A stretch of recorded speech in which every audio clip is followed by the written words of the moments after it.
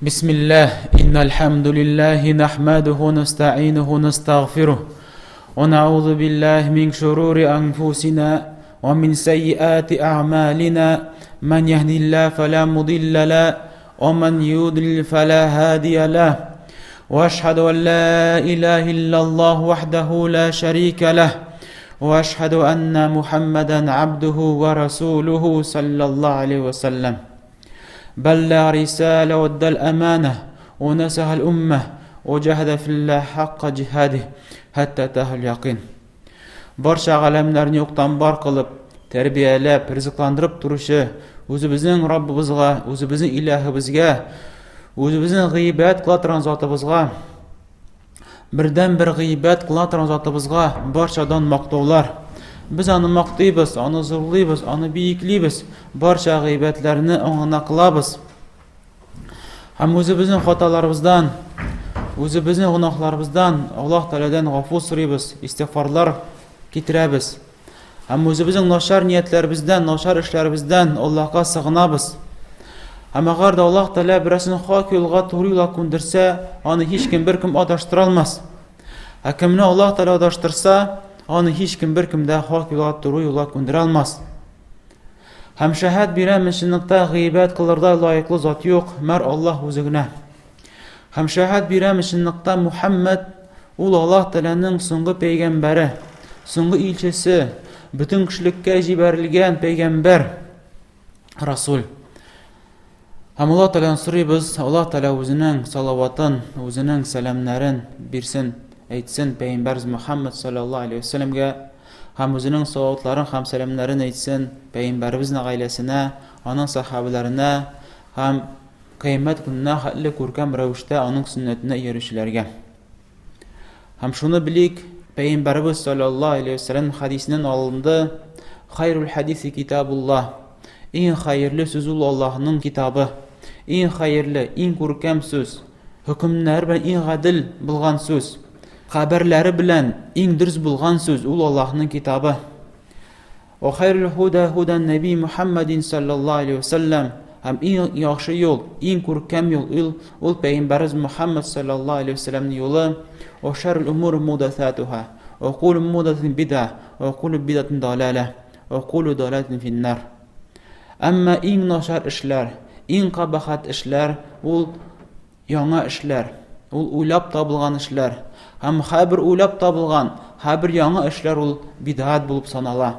Ham har bir bid'at ul adashu. Payg'ambarimiz sallallohu alayhi vasallam ayirib turmadi. Misi yaxshi bid'at, misi noshar bid'at, misi foydali bid'at, misi foydasiz bid'at, balkim butunisi haqida da aytdi. Har bir yangi aybir haqida aytdi.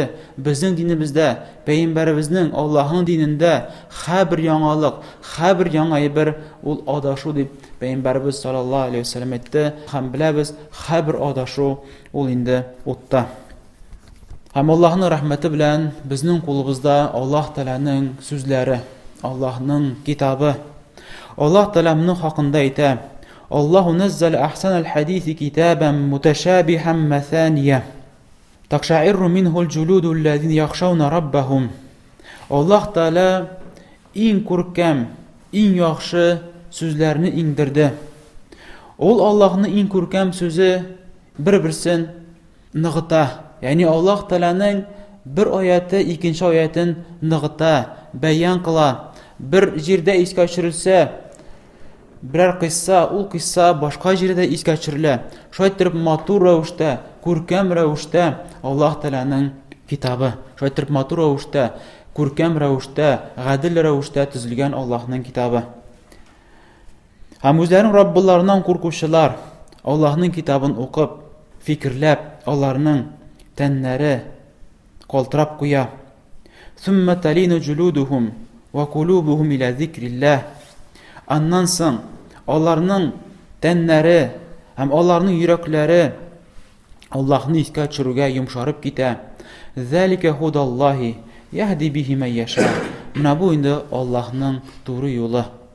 Agar da kishi shunday holda ekan, Allohning oyatlarini eshitib, Allohning oyatlarini eshituv sababli uning tani qaltirab qo'ya. Andan so'ng йөрәкләре һәм тәннәре йомшарып китә Аллаһны искә төшерүдә. Менә бу кешеләр инде хак юлда, туры юлда. Булар инде Аллаһ Тәгаләнең туры юлында. Һәм Аллаһ Тәгалә үзенең юлында кемне тели шуны алып бара. Кемгә тели, ул үзенең туры юлын шул кешегә бирә. Омадиллаху фама лаху мин хад. Әмма агар да Аллаһ Тәгалә берсен адаштырса, табылмассың берсен ул кешене туры юлга салучы иттереп. Әй кардәшләрем, менә Аллаһның китабы безнең алдыбызда. Аллаһның сүзләре безнең алдыбызда. Һәм укыган кешегә анда фикерләү бар, анда гыйлем бар. Шифалана торган кешегә, ширле кешегә анда шифа бар. Үзенә туры юлны, хак юлны эзләүче кешегә анда хак юл, туры юл бар. Анда бәрәкәт бар, анда барча хәерлек бар. Аллаһның китабында дөньяда да һәм ахирәттә бәхеткә, сәгадәткә ирешә торган барча кирәкле хаҗәтләр бар. Аллаһ Тәгалә әйтә: "Яһди бихиллаху ман иттаба ридванаһу субулас-салам." Аллаһ Тәгалә шушы Коръән белән, үзенең сүзләре белән кем аның ризалыгына иярә икән, Аллаһ Тәгалә төрле хәерле юлларга аны кертәчәк. Субулас-салам һәрбер хәерле эшкә, һәрбер изге эшкә Аллаһ Тәгалә аны кертәчәк. Аны шул юлга юнәлтәчәк. Ва юхриҗухум миназ-зулмати илан-нур. Һәм шушы Коръән сәбәпле Аллаһ Тәгалә караңгылыктан яктылыкка алып чыга би-изнихи. Аллаһның рөхсәте белән, Аллаһның ярдәме белән. Менә бу сүзне онытмау кирәк. Монда Аллаһ Тәгалә әйтә би-изни. Аллаһның рөхсәте белән, Аллаһның теләге белән. Шайтыр Аллаһ Тәгалә кемне тели алып бара. Үзенең хак юлында, туры юлында. Кемне тели үзенең аятләренә күндерә, аның йөрәген йомшарта, аның йөрәген авыштыра үзенең сүзләренә. Биизни Аллаһның теләге белән. Шуңа да Аллаһтан сорау кирәк туры юлны, хак юлны. Аллаһтан сорау кирәк, безнең йөрәкләребезне йомшартсын Аллаһның китабын укуында, аны аңлавында һәм аның белән гамәл кылырга Аллаһ Тәгалә безгә ярдәм бирсен дип, Аллаһ Тәгалә ярдәм сорау кирәк һәр вакытта. Ва яһдихим иля сиратын мустақим. Шайтыр Аллаһ Тәгалә кешеләрне, җиннәрне үзенең туры юлында алып бара. Шушы Коръән белән Аллаһ Тәгаләләрне хак юлда, туры юлда алып бара. Аллаһ Тәгалә икенче аятында әйтә: "Инна хадал Кур'ан яһди лиллати хия aqwam." Аллаһ Тәгалә шушы Коръән белән, үзенең аятлары белән, үзенең сүзләре белән иң тугры кешеләрне, иң гадил кешеләрне алып бара. Туры юлда алып бара, иң гадил, иң туры булган кешеләрне. "Ва юбашширул муъминина аллазина я'maluna as-салихат анна лахум аҗран кабира." Һәм мөэминнәрне кайсылары алар изгелек кылалар, ул Коръән шатландыра аларны бик зур әҗр саваплар белән, җәннәт белән шатландыручы булып килә ул Коръән. Шулай Аллаһ Тәгалә әйтә: "Унназзилу минал Кур'ани ма хува шифаa'у ва рахмату лил муъминин." Шушы Коръәнне без иңдердек, һәм ул Коръәндә мөэминнәр өчен шифа бар һәм рәхмәтлек бар, хәерлек бар. "Ва ла яҗиду залимин илля хасара." Әмма зулмлык китерүчеләргә, кемдә кем зулмлык китерә, кемдә кем гынаһлы гамәлләр эшли, кемдә кем артка чигенә, кемдә кем килешмәй Аллаһның сүзләре белән, мәгәр бу Коръән аларга хәсрәт кенә бирә. Менә шушы аятлардан без күрәбез. Коръән мөэминнәргә хәерлек, шифа, туры юл булып тора. Ә кем иман китерми, кем ышанмый, син күрәсең, күпме син аларга укыйсың Аллаһның аятлары, аларга барыбер. Алар ишетмәгәндә кебек, аларга Аллаһның аятларын укымаганда кебек, аларга бер тәэсир дә юк. Бәлкем Коръән аларга каршы булып киләчәк. Моңа пәйгамбәребезнең сүзе дә бар. Ничек Муслим сүннәт җинтыгында китерелә: "Коръән хуҗҗәтун лак ау алейк." Коръән яки синең яклы булачак, яки сиңа каршы булачак. Әгәр дә Коръәнне укып, аның мәгънәләрен аңларга тырышып, гамәл кылсаң, тормышыңда аштырсаң, Коръән сине яклап чыгачак. Коръән синең яклы булачак. Һәм Коръәнне син бу тормышта файдалана ала торган булачаксың. Коръән синең өчен туры юл булачак. Ул синең өчен рәхмәт булачак. Ул сиңа шифа булачак. Ул сиңа Аллаһтан рәхмәт булачак. Әмма әгәр дә Коръәнне укымасаң, аңларга тырышмасаң, гамәл кылмасаң, кулыңа да тотып карамасаң, ничек син файдаланасың ул Аллаһның сүзләре белән? Ничек ул Коръәннән сиңа шифа килсен? Ничек ул Коръән сиңа карата рәхмәт булсын? Ничек ул Коръән сиңа туры юл була алсын? Мәгәр ул сиңа хәсрәт булачак. Мәгәр шушы Коръән сиңа каршы киләчәк. Инде Аллаһ Тәгаләдән сорыйбыз мондый начар афәтләрдән. Әйе, кардәшләрем, менә Коръән ул Аллаһның сүзе. Ул жан кебек, ул кешене җанландыручы, ул кешене исән итүче. Кешенең йөрәге тәмам халак булып биткәннән соң, күфрлек белән, ширик белән, бидатлар белән, гынахлар белән кешенең йөрәге халак була, юкка чыга. Әмма Коръән йөрәкләрне җанландырып җибәрә. Иншалла Аллаһ Тәгалә әйтә: "Ва кәзалика ухайна илейка рухан мин амрина." Үзебезнең әмребездән, үзебезнең эшләребездән без әмр иттек. Безнең әмребездән без сиңа рухны иңдердек. Без сиңа җанландыра торган сүзләрне иңдердек. Карагыз, Аллаһ Тәгалә вахийны, Коръәнне атады, рух дип атады, җан дип атады. Ма кунта тадри мал китаб. Эй Аллаһның илчесе, шушы Аллаһның аятләре иңгәнче син белмидең нәрсә соң китап, нәрсә соң Аллаһның сүзләре, син белмидең. Валал иман һәм иманның нәрсә икәнен белмидең. Валакин җаалнаху нуран нахди биһи ман нашау мин ибадина. Ләкин шушы Коръәнне без нур итеп кылабыз, яктылык итеп кылабыз һәм кемне телибез үзебезнең кулларыбыздан без аны шушы нур белән туры юлда алып барабыз. О иннака ла tahdi ila сират мустақим. И Аллаһның илчесе, чынлыкта син кешеләрне туры юлда алып баручы. Яни син кешеләргә Аллаһның аятларын, Аллаһның сүзләрен җиткерүче, аларга укучы һәм кешеләр шушы аятларны укып, алар инде хак юлга, туры юлга басалар. Һәм әлбәттә Коръән хакында бик күп фазилат, бик күп өстенлек. Аның барчасында укып бетер булмый. Ләкин менә беренчесен искә төшерик, хәтта безне җанландыру өчен, Аллаһның китабын кулыбызга алу өчен. Бер хадисендә Пәйгамбәрбез саллаллаһу алейхи ва саллям әйтә: "Иқрал Коръән, Коръәнне укыгыз. Күп итеп укыгыз Коръәнне. Шунда кыямәт көндә ул укучыларына шафагать булып киләчәк. Яклаячак. Укучыларны яклап киләчәк, шафагать кылачаклар Аллаһ каршында." Бу хадис Муслим Сөннәт җинтыгында китерелә. Икенче хадисендә Пәйгамбәрбез саллаллаһу алейхи ва саллям әйтә, Пәйгамбәрбез әйтә: "Иқрау Захра вайн."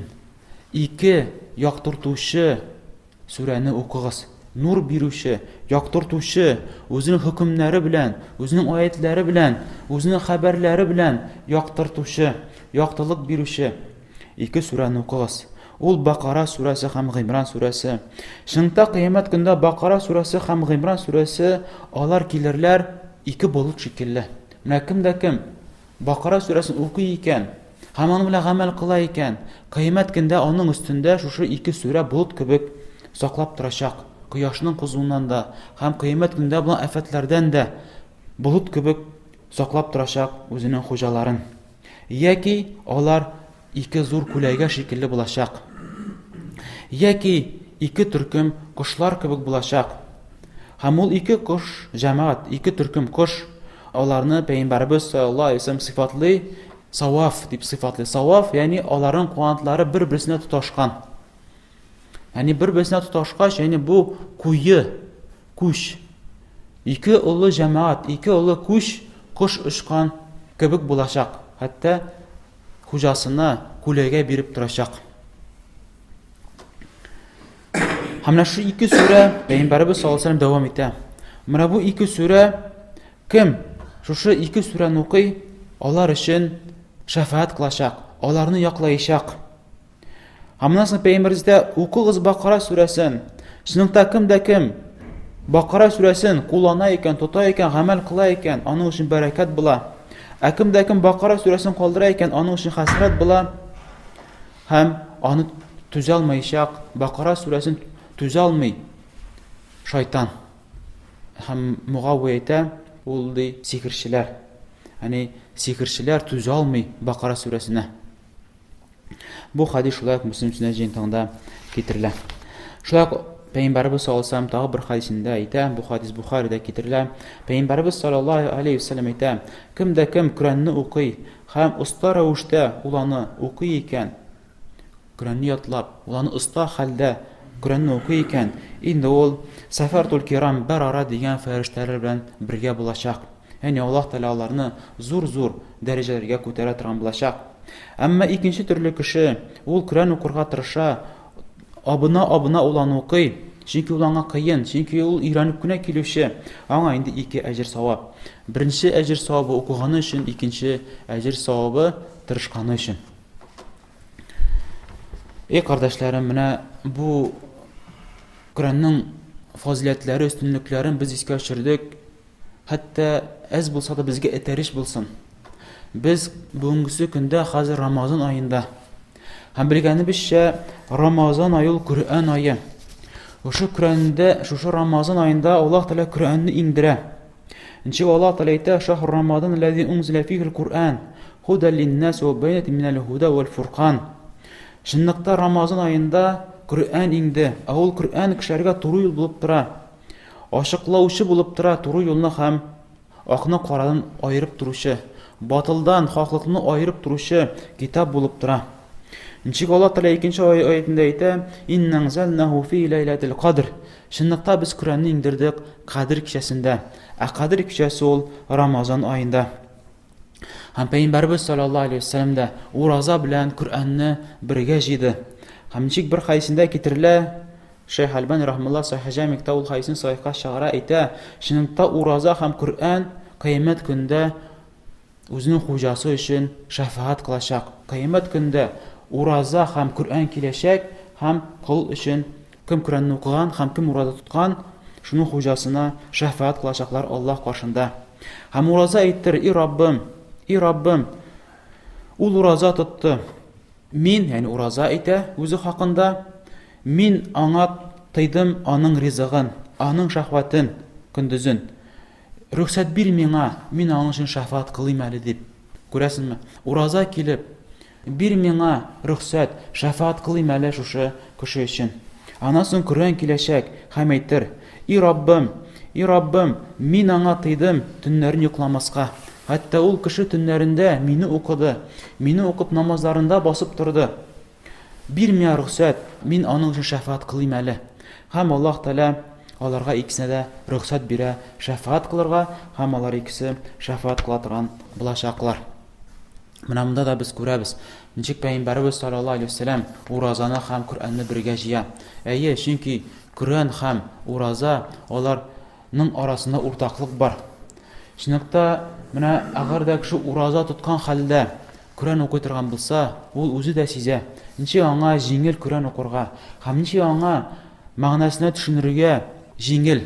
Чөнки аның бөтен фикере, бөтен уйлавы, акылы аның шахватына китми, ризыкка китми, бәлкем акылга китә, уйлау фикерләүгә китә. Һәм аңа Коръәнне уку да җиңелрәк, һәм аңларга да яхшырак.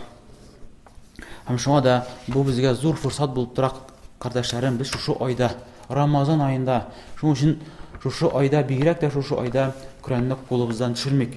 Хәтта Пәйгамбәрбез саллаллаһу алейхи ва саллям әйтә: "Рамазан ае җиткәч, Җибрил алейһиссәлам көн сайын килә иде миңа һәм Коръәнне укыта иде һәм укыттыра иде." Һәм әлбәттә, шуны да белү кирәк. Коръәннең иңүнең максаты да әле ул укугына түгел. Ул укугына түгел, бәлкем Коръәннең тулысы белән аның максаты, аның мәгънәсенә төшенеп, аның белән гамәл кылу. Ничек Аллаһ Тәала әйтә: "Китабун анзалнаху илейка мубаракун." И Аллаһның элчесе, шунлыкта без сиңа бәрәкәтле Коръән иңдердек, китап иңдердек. Лиядаббару аятихи ва литадаккара улул албаб. Ни өчен? Аның максатын да әйтә. Хәтта кешеләр аның аятлары хакында уйлансыннар өчен, аның аятлары хакында уйланып гамәл кылсыннар өчен. Менә аның бөтен максаты. Коръәннең иң максаты шушы. Һәм моны белмәс илләмер акыл ияләре генә беләләр. Әгәр дә без күрәбез икән бәгъзе бер кешеләрне, алар бик матур укыйлар, бик төгәл итеп укыйлар. Ләкин әгәр дә алар аның мәгънәсе хакында уйламыйлар икән, һәм аның белән гамәл кылмыйлар икән, инде Коръән аларга каршы чыга торган була. Чөнки уку ул нәрсә ул уку? Уку син укып, син аласың аннан Аллаһ Тәаланың җибәргән мәгънәсен, мәгълүматны аласың. Аллаһ Тәала шуның өчен җибәрде. Аллаһның рәхмәте белән Аллаһ Тәала тагы өстәп үзенең нимәтен арттырды. Кеше Аллаһның аятларын аңлаганнан соң фикерләгән тагы укый икән, аннар тагы укый икән, аннар тагы укый икән. Инде аңа әҗр савап өстенә әҗр савап. Укыган сайын, хәрефенә сайын Аллаһ Тәгалә аңа әҗр савапны вәгъдә кылды. Һәм укыган сайын аның яңа мәгълүматлар, яңа мәгънәләр килеп чыга торган була. Һәм укыган сайын ул үзенә искә төшерә. Һәм укыган сайын үзенә искә төшереп гамәл кыла торган була. Һәм шулай Аллаһ Тәгалә әйтә: «Инна лазина ятлуна китабаллаһи ва камус-салата ва анфaqu мимма разaqнахум сирран ва аланiyatan ярҗуна тиҗарatan лан табур». Шул кешеләр кайсылары Аллаһның китабын укыйлар, күрәсезме? Аллаһның китабын укыйлар. Анасы намазларының торгызалар, намазларын укыйлар, күрәсезме? Аллаһның китабын укып гамәл китә. Алар инде намазларын укый башлыйлар һәм без аларга биргән ризыкларны башкаларга өлеш чыгаралар, тышкы яктан да һәм яшеренгән хәлдә дә. Һәм алар өметләнәләр хәсрәтсез булган сәүдәгә. Әлбәттә, менә шундый хәл инде ул хәсрәтсез булган, Аллаһ белән булган сәүдә.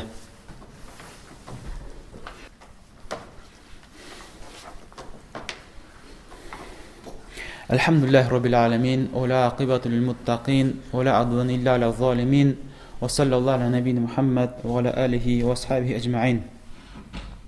Моның хакында шулай берничә хәдисләрдә килә. Һәм шулардан Пәйгамбәрбез Мухаммад саллаллаху алейхи ва саллям әйтә: «Инна лиллаһи ахлин минан нас». Кешеләр арасында Аллаһның яратканнары бар. Аллаһның дуслары бар. Калу я Расулаллах мен хум. Шуннан соң сахабалар сорадылар: "И Аллаһның elчесе, кемнәр сыңалар, кемнәр алар?" Пәйгамбәрбез саллаллаху алейхи ва саллям әйтте: "Хум ахлул Кур'ан." Алар Кур'ан әһелләре. Ахлуллаһи ва хассатуху. Алар Аллаһның әһле, Аллаһның яратканнары, Аллаһның дуслары һәм хас булган мәхлукатлары, хас булган мәхлукатлары. Әлбәттә, Кур'ан әһленә ирешеп булмас, илля мәр аны укып, аның мәгънәсенә төшеп, аның белән гамәл кылып кына Кур'ан әһелләреннән булырга була. Мин дә Аллаһ Тәгаләдән сорыйбыз: "Раббым, Аллаһым, безне Кур'ан ятлаучылардан, Кур'ан укучылардан, Кур'анны аңлаучылардан һәм Кур'ан белән гамәл кылучылардан кылсаң иде. Безне Кур'ан әһелләреннән кылсаң иде." Инше бу хадисне Шәйх Албани рахмаллаһ сахih дип әйтә. Хасан сахih дип әйтә, яхшы дип әйтә бу хадисне. Аннан соң Пәйгамбәрбез саллаллаһу алейхи ва саллям икенче бер хадисендә әйтә: "Юқалу ли сахибил Кур'ан." Кур'ан әһленә әйтәчәкләр: "Иқра вартақи." Укы.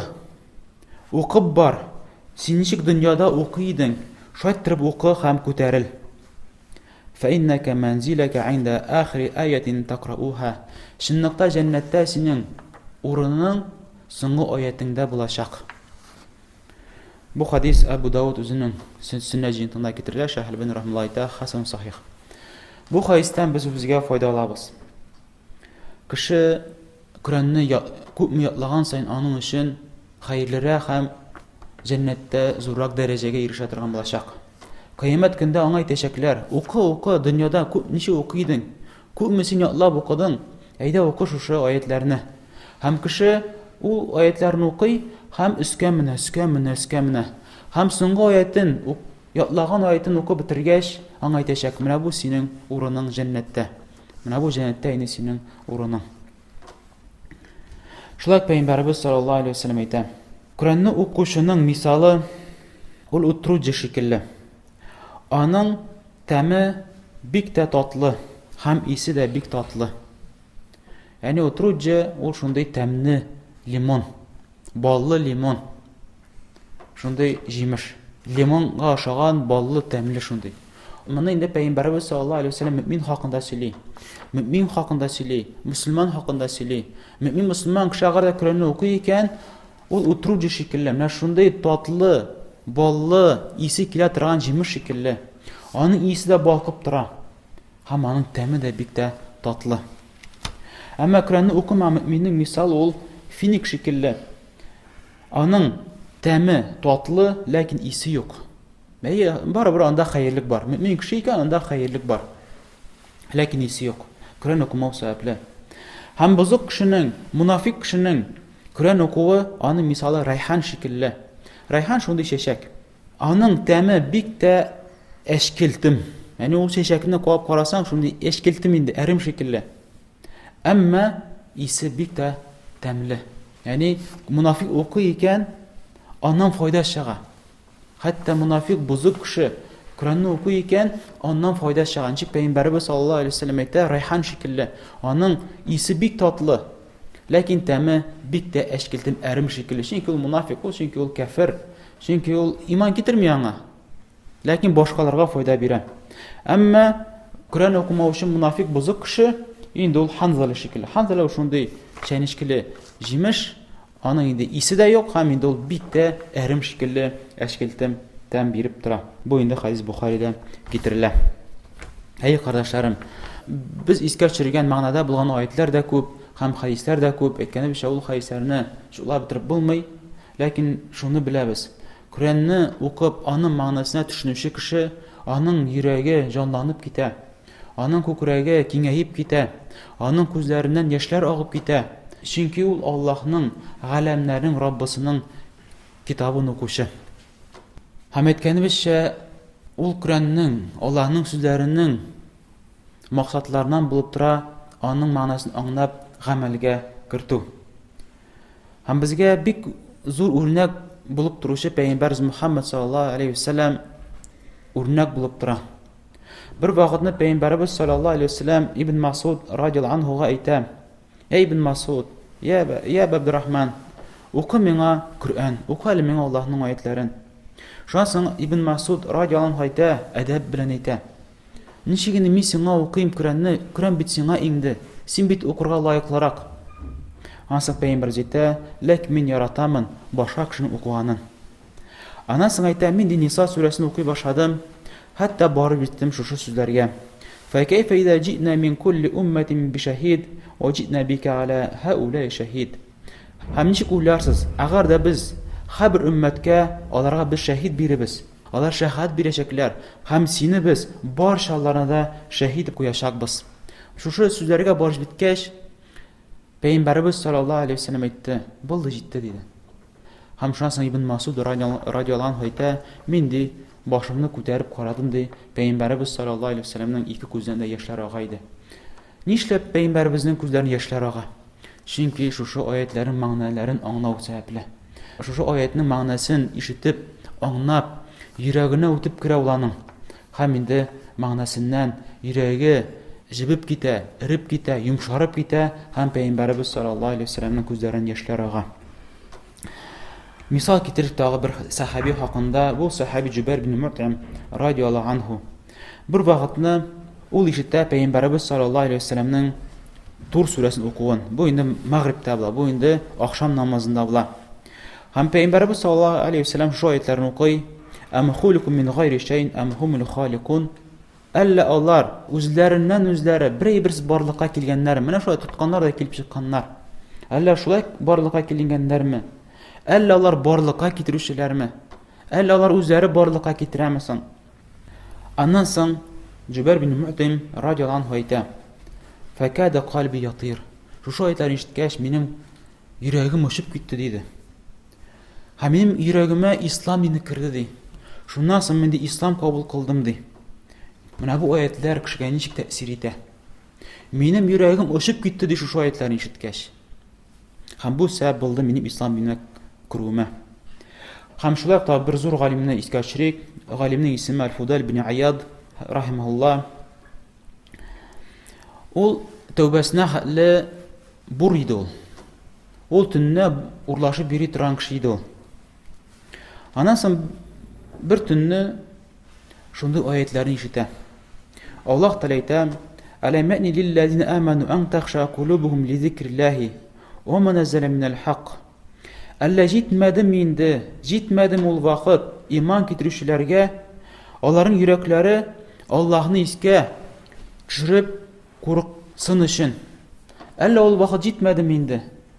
Кем иман китерә, кем ышана Аллаһтан ингән аятларга, кем иман китергәннәргә җитмәдеме инде? Ул вакыт Аллаһны искә төшереп алган йөрәкләре йомшарырга.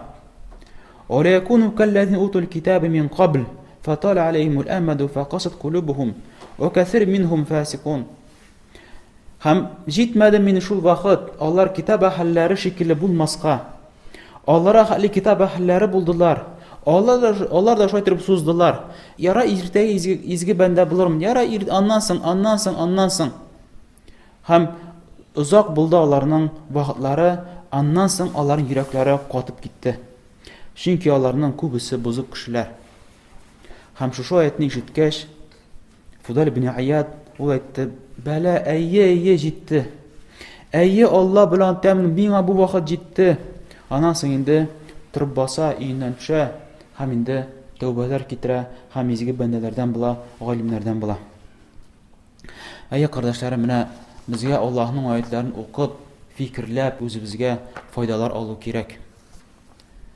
Һәм ни менә кызганыч, үзебезнең арабызда булган, хәтта кайбер кардәшләргә карасак, ул берничә ел инде намазда. Инде берничә ел инде ул намаз әһле. Әлхәмдүлилләһ, без аның өчен бик тә шатланабыз. Ләкин һаман да Коръән укый белми. Ничә еллар буе намазда, ләкин Коръән укый белми. Бик гаҗәеп хәлләр. Татар телендә яки рус телендә китаплар укый, гыйбрәтләнә, мөмкиндер бер хикәяне укып елап та җибәргән мөмкин. Аллаһның китабын кулыңа алып укыйсың килмиме? Гыйбрәтләнәсең килмиме? Үзең иманыңны арттырасың килмиме? Һәр хәрефенә әҗр савап аласың килмиме? Бит ничә ел бит шундый хәлләрдә. Инде Аллаһ Тәгалә сорыйбыз үзебез өчен һаман андый карашлар өчен һидаятны туры юлны. Аллаһ Тәгалә әйтә: "Афәлә тәдәббәруна ал-Куръан, әм аля кулубин акфалуха?" Ни өчен соң алар Коръән хакында уйламыйлар? Әллә алар йөрәкләрендә йозаклар бармы? إن الذين ارتدوا على أدبارهم من بعد ما تبين لهم الهدى الشيطان سول لهم وأملى لهم. Шынлыкта аларга туры юлны, хак юлны бәян кылганнан соң алар артка борылып киттеләр.